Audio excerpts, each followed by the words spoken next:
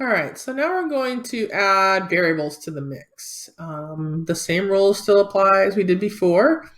I'm not going to really cover this absolute value stuff for right here because we're going to just assume that all the variables are positive, and so we are going to kind of disregard the absolute value portion.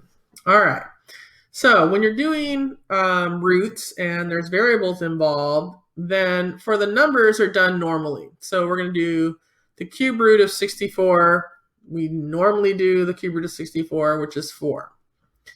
And then to do the cube root of y to the 6, what you're going to do is you're going to take it and make it rational. So that's the power, that's the root, and so it's exponent over the root. So you're going to take 6 divided by 3, and that will be y squared. If it doesn't go in evenly, I'll explain what to do in that case down here. Next one, you're going to divide. So it's going to be 4 over 4. And for the y, it's going to be 8 over 4.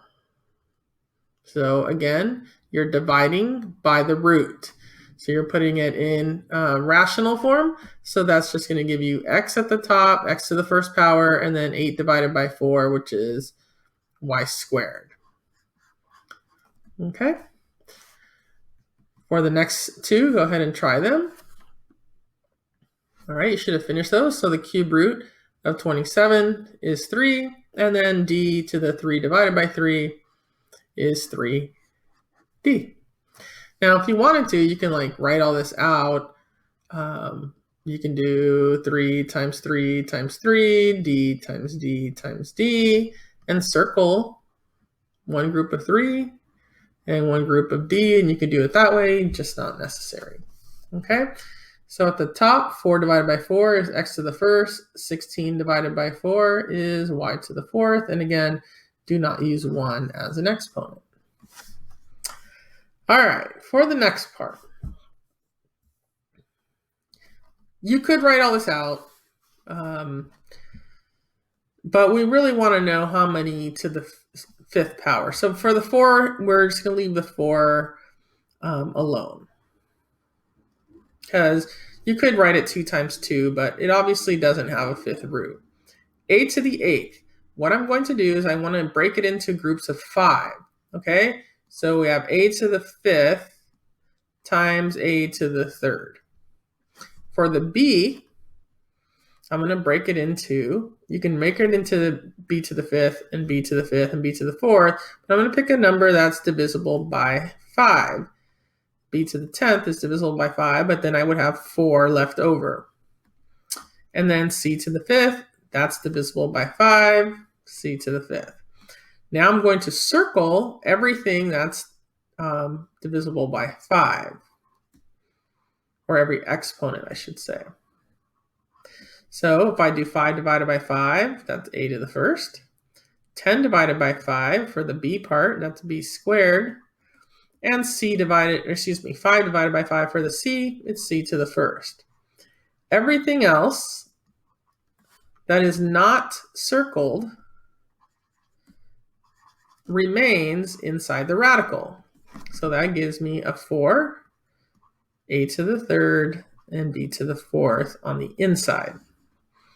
Now, there's a really long way of doing it if you'd like, and that would be this.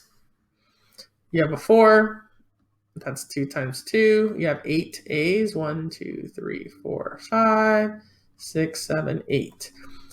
For b, you have 14, 1, 2, 3, 4, 5, 6, 7, 8, 9, 10, 11, 12, 13, 14. And I could write them all the way across. I'm going to write them like this, as you can see, c to the 5th. And then basically what you're doing is groups of 5. Now I've circled 1a, 2 b's, and a c. That's on the outside. Okay, so I've circled 1a, 2 b's, and a c. What I haven't circled is 2 times 2, which is 4, 3 a's, and 4 b's. So if you want to do it this way, you're welcome to do it that way. All right, next part.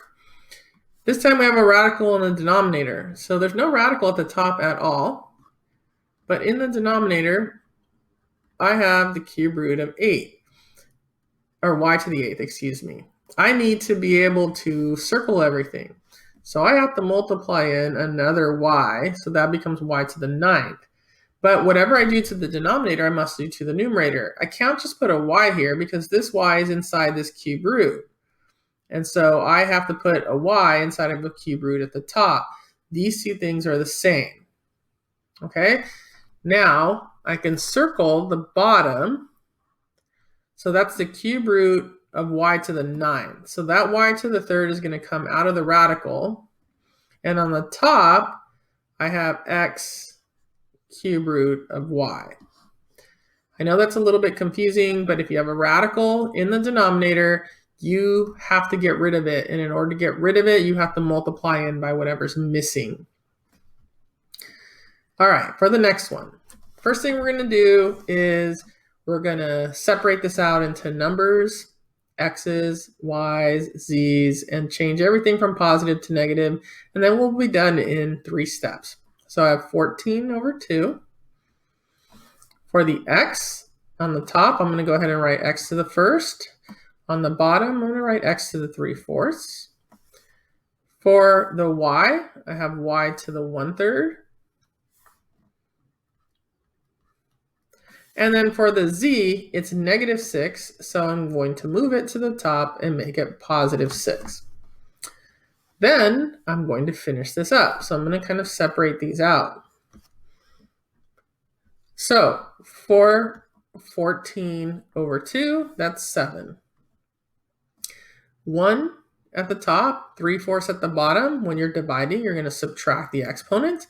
I have more exponents at the top, so your final answer will be at the top. So 1 minus 3/4 is 1/4. And then you have y to the 1/3, and you have z to the 6th. Everything's at the top, and that's your final answer. Okay? So go ahead and try the next 3 problems, and then come back and check your work. All right, so here we go. So we have the cube root, 2. I want these to be divisible by 3, so I'm going to make the a to the 12th times a to the 1st. That's 13 of them.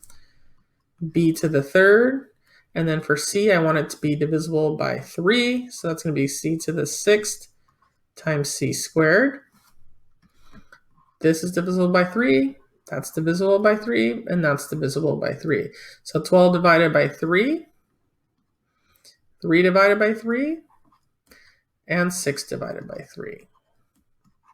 Everything else will be inside the radical, which means I'll have a 2, an a, and a c squared on the inside. And then be careful when you write this that the c squared and then the cube root for the 3 are not together. All right, for this one, I'm going to multiply the 13. I need it to be divisible by 3, so I'm going to multiply by y squared. Now this, there are 15 of them, so 15 divided by 3 is 5. And then at the top, I have x squared and the cube root of y squared. Nothing really else you could do there. For this part, so let's go here. I'm going to have 16 divided by 8. For the x, I have x to the 1st at the top, x to the 2/3 at the bottom, y to the 1/3. This book doesn't give very much variety. And then z to the -4, we're going to move that up. When I rewrite this, 16 divided by 8, that's 2. 1 minus 2/3, that's 1/3. Y to the 1/3, and z to the 4th. And everything's in the numerator, there's nothing left in the denominator.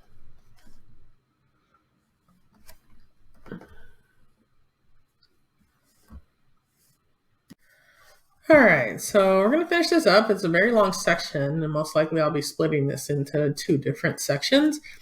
So Adding and subtracting. In order to add and subtract, same as regular numbers, you need to make sure you have the same radicals, and then you can just deal with coefficients.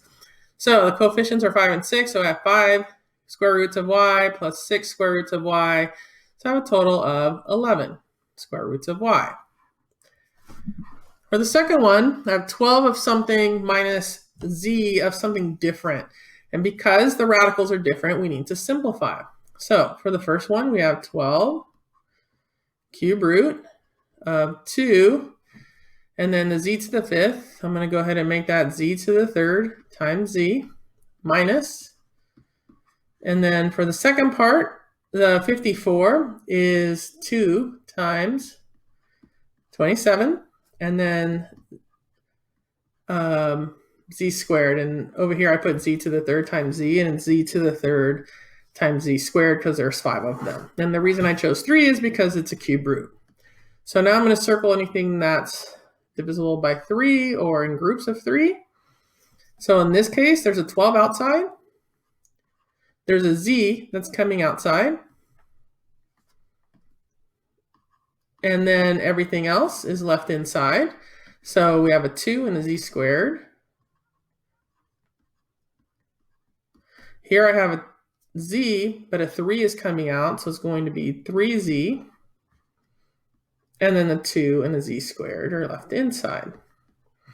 So now, all of this after the coefficient is identical. So I have 12 of these things minus 3 of the same exact thing. Okay, 12z cube root of 2z squared minus 3z cube root of 2z squared. Since I have 12 of something minus 3 of exactly the same thing, that means I can subtract them, and I have 9 of those things. Okay, so I have 12 of those minus 3 of those, which means I have 9z cube roots of 2z squared. Okay, all right, go ahead and try all the rest of them, and then we'll be finished with section 4.2. All right, hopefully you're done now. You can come back and check them. So here we have the cube root of x, cube root of x. So I have 6 of cube roots of x plus 2 cube roots of x, which means I have 8 cube roots of x. This one, the radicals are definitely different, which means we're going to have to simplify. So the 4th root, which means that I need to put that into p to the 4th times p squared. So 48 is 6 times 8. So that's 2 times 3, and that's 2 times 2 times 2. So when I write it over here, I have 4 2's and 1 3. And then I also have a p squared. Next, circle groups of 4. So I'm going to take out a p. There's already 16, so that gives me 16p. 4th root of whatever's left that I didn't circle. Next one, I have a p. I'm taking out a 2. And then I'm left in the inside 3p squared. Now, this, everything after the coefficient, is identical. So I have 16 of these minus 2 of these, which means I have 14 of those things for p, 4th root of 3p squared. For this one, we're taking the cube root of 27 and then the cube root of q to the 9th. Second one, the 5th root of x to the 10th and the 5th root of y to the 5th. And that's it. They both come out evenly. For this one, I make a fraction. I have a 6 and a 3. I have an x to the 1st, an x to the 1/2. I have a y to the 3/4 and a y to the 1/2. So I'm going to do these individually. 6 divided by 3, that's 2. 1 minus a half is 1/2. That's the exponent. and 1 is bigger, so my answer is at the top instead of the denominator. Here, 3/4 is bigger than 1/2, so I'm going to subtract 3/4 minus 1/2. So 3/4 minus 1/2, which is 2/4, that's equal to 1/4. And nothing is in the denominator, so that's that. 6 is bigger than 3, so your answer is at the top. 1 is bigger than 1/2, answer is at the top. 3/4 minus 1/2, 3/4 is bigger than 1/2, so the answer is in the numerator. There's nothing in the denominator. And then for the last one, we have the square root of 9, and then w to the 5th. I'm going to go ahead and go, we can actually write this out. Minus w square root of w to the 3rd. Since this is a square root, we need pairs.